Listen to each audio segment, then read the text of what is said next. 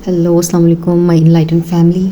सो आज के कार्ड्स हैं भाई स्ट्रेंथ, टावर। ओहो टावर कार्ड, न्यू बिगिनिंग भी है। चलें जी स्टार्ट करते हैं फिर आज की रीडिंग।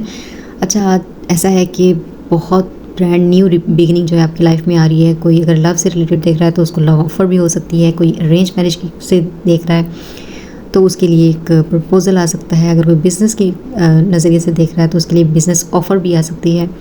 यानी बहुत ज़बरदस्त होने वाला है आपके साथ। लेकिन अब प्रॉब्लम यहाँ है। प्रॉब्लम यह है कि सबसे पहले तो किसी अपने का, किसी दोस्त का, किसी का भी पर्दाफाश होने वाला है। कोई भी ऐसी सिचुएशन जिसमें टावर आने वाला है।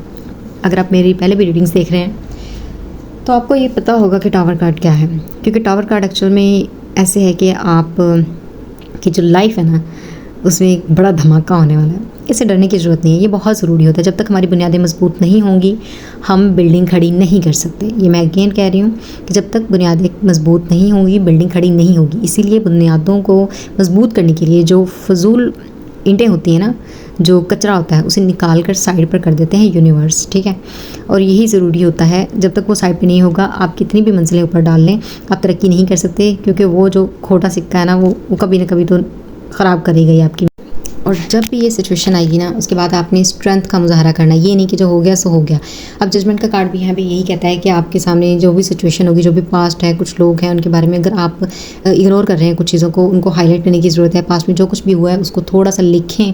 लिखना मैं इसीलिए कहती हूँ ये बहुत इंपॉर्टेंट होता है। आपकी नज़र में ना चीज़ें गुजरती हैं अच्छे से, आपको पता लगता है कि किसने कहाँ पे किस लेवल पे धोखा दिया था, ये कौन सा बंदा ऐसा है जिसके साथ नहीं लेके चलना, ये कौन सी सिचुएशन है जिसको रिपीट नहीं करना। तो कुछ ये है कि आपको बाहर सब जो आप नहीं ढूंढने, अपने अंदर ढूंढने की कोशिश करें। ये हाई प्रीस्टेस जो होती है ये बहुत देखें किस तरह सुकून से बैठी हुई है, ठीक है, लेकिन ये अपने अंदर जवाब ढूंढ रही है, बाहर हलचल नहीं मचा रही है, ठीक है। अपने अंदर जो भी कन्फ्यूजन है ना, आसपास आपको लग रहा है कि कुछ क्लियर नहीं है, कुछ चीज़ें उतनी वाज़ेह नहीं है जितनी होनी चाहिए थी, तो इसका मतलब यही है कि आप जो है सिचुएशन को उस तरह से ले नहीं रहे जिस तरह से लेना चाहिए। आपको दो तरह की सिचुएशन मतलब ऑफ़र हो सकती है जिसमें आपको फ़ैसला करना पड़ सकता है। और सबसे ज़रूरी यहाँ जो बात है न्यू बिगिनिंग के लिए वो ये है कि जो पास्ट है ना उसको छोड़ना पड़ेगा आपको। जो भी हुआ सो हुआ। जब तक आप उस वोंड को हील नहीं करेंगे, उससे बाहर नहीं निकलेंगे, तब तक आप न्यू बिगिनिंग को क्लेम कर ही नहीं सकते। ये देखें आपके पास होगा एस ऑफ कप का कार्ड। ये एक हाथ है जो आपकी तरफ डिवाइन की तरफ से कप आता है। और कप क्या होता है? Emotional fulfilment. और इतनी इमोशनल फुलफिलमेंट के वो जो कप है ना वो भर के बाहर निकल रहा है, यानी वो दूसरों को भी कर सकता है, यानी इमोशनली फुलफिल।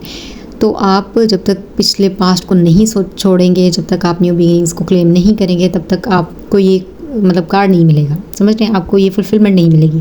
ऑफ़र आपकी तरफ है, डिवाइन हाथ बढ़ा के खड़े हैं, लेकिन आप उसको कबूल ही नहीं करें क्योंकि आप पास्ट में हैं अभी भी, उसी धोखे में, उसी तकलीफ़ में, उसी पुराने पैटर्न्स में।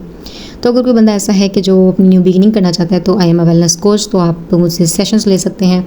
आपको मैं बताऊंगी कि किस तरह से आपने खुद को हील करना है, कैसे पास्ट जो आपके ट्रॉमास हैं उनसे हील करना है, कैसे जो स्टेप बाय स्टेप आपको अपने पैटर्न्स को तोड़ के न्यू पैटर्न्स को बनाना है, अपने माइंडसेट को, अपनी थॉट्स को कैसे अपने नए सिरे से जोड़ना है। सो अब तक मेरे साथ जुड़े रहने के लिए शुक्रिया। किसी को रीडिंग अच्छी लगी हो तो लाइक कर दे, अपनों जिसको सुनने की ज़रूरत है उसके साथ शेयर कर दें। Thank you.